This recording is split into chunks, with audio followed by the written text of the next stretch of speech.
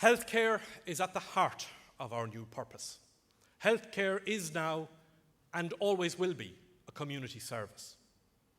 We need a fundamental shift to empower the patient and to begin to construct a health service that is worthy of the Irish people. It can be done. It is possible to fix the health service. After all, there are only 4.25 million of us, about the population of Greater Manchester. Fixing the health service means building hospitals and health centres, and we're not short of builders. It means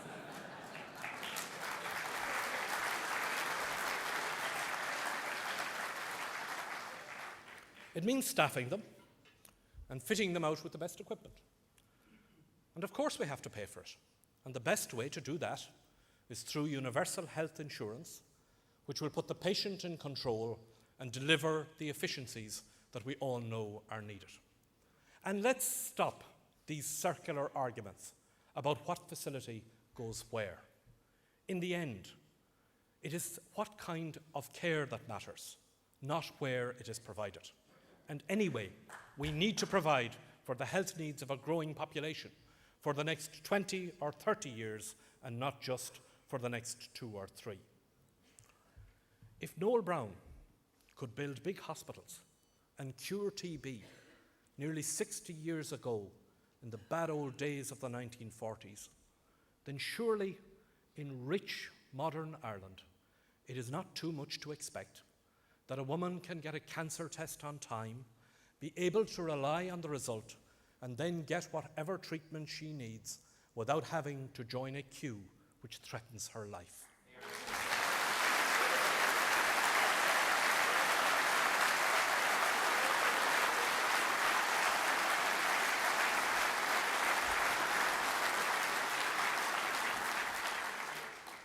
Our purpose over the next 2 decades is to create a better future for this planet. The next 10 to 15 years is all that remains of our window of opportunity to turn the tide of climate change. It is the defining challenge of our age. We are already seeing the effects of global warming in our lifetime, but it will be our children who will really have to cope with it. They have the right to inherit a planet that is not terminally ill.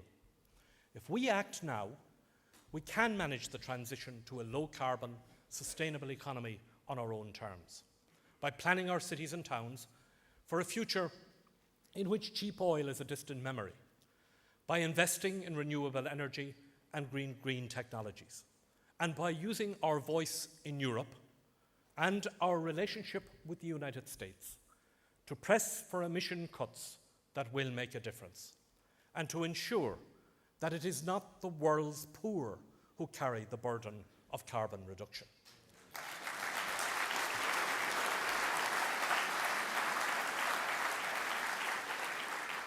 The world's poor need our help, not another disadvantage. It is not acceptable that among our neighbours in the global village, 300 people die every hour of an AIDS-related illness, that 4,000 children die every day from diarrhea caused by dirty water, or that 80 million children are out of school. If we can Google the earth and see the riverbed in Darfur and the shacks of Swaziland from the comfort of our sitting rooms, then we should be able to point and zoom in the food and the development aid that the people there need to lift themselves out of poverty, disease, and war.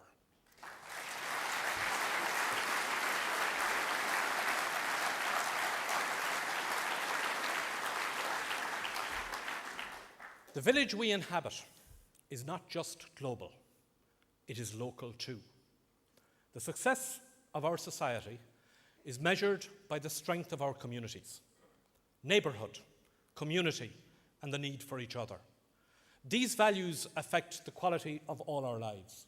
They are the very essence of Labour values. There must be a place in our community for every child.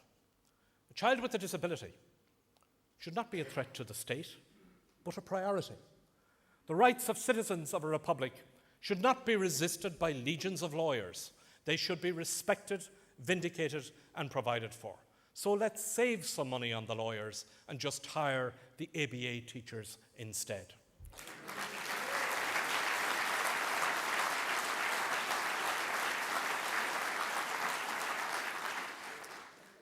We now have schools being opened on an emergency basis to cater for the children of immigrants. Did we witness the end of apartheid in Africa, only to see a day when, here in Ireland, a baptismal certificate would become a latter-day passbook?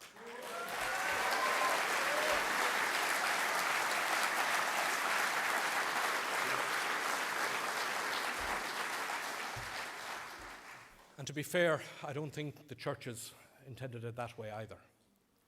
Segregation has no place in modern Ireland. The history of Northern Ireland teaches us that. If we want a cohesive republic, it must be one that is tolerant and pluralist. If we want an inclusive, integrated society, we must be big enough to embrace difference and be strong enough to insist on our core principles of equality, democracy, and liberty for the individual. Community building is our purpose. It is in our communities that we will win the war on crime. The surge of gangland killings hasn't come from nowhere. Gardaí, teachers, and community workers across Ireland can tell you now the little children today who are likely to become gang members 10 years from now. The indifference of middle-class cocaine users finances the drugs trade that kills so many of its working-class foot soldiers.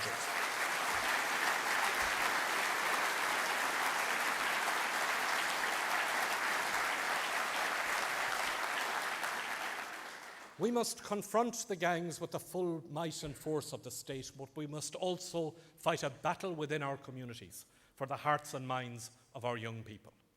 As part of that battle, we must reinvent policing so that genuine community policing becomes the norm in An Garda Síochána. This, then, is Labour's new purpose: to build the new economy, universal third-level education, ending poverty at home and abroad, halting climate change, a health service that cures, stronger, fairer, neighbourly communities. This is our vision of Ireland and our place in the world. And don't let some weary, wizened cynics tell us that it is unrealistic or that we are naively dreaming. We've heard all that before, and look how much we have achieved. At every stage of change in this country, it has always been the dreams, the ideals, and the vision of Labour that have led the way. But to achieve change, we must do more than talk about it. We must practice it. This party that has led so much change in Ireland must now have the courage to change itself. At every level of our organisation, we need to do better. I will lead this party to the best of my ability. But I don't rule the Labour Party, I serve it. And when I said earlier that I believe that every person is equal, I apply that same principle to the Labour Party as well. This party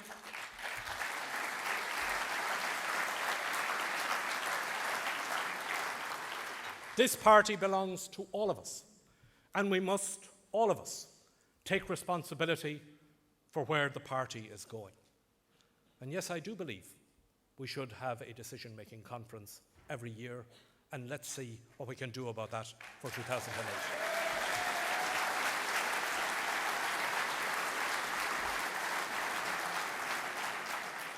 My job is to steer and sometimes to point from the vantage point I have as leader. And here's what I think we need to do. When you came into this hall this evening, there was a membership application form on your seat. Every one of us knows somebody whom we think could be, or should be, or who once said they were thinking of becoming a member of the Labour Party. But we've never got around to asking them to join. Let's do it now, tomorrow. And when that person comes to a party meeting, let's welcome them, so that they don't go away feeling excluded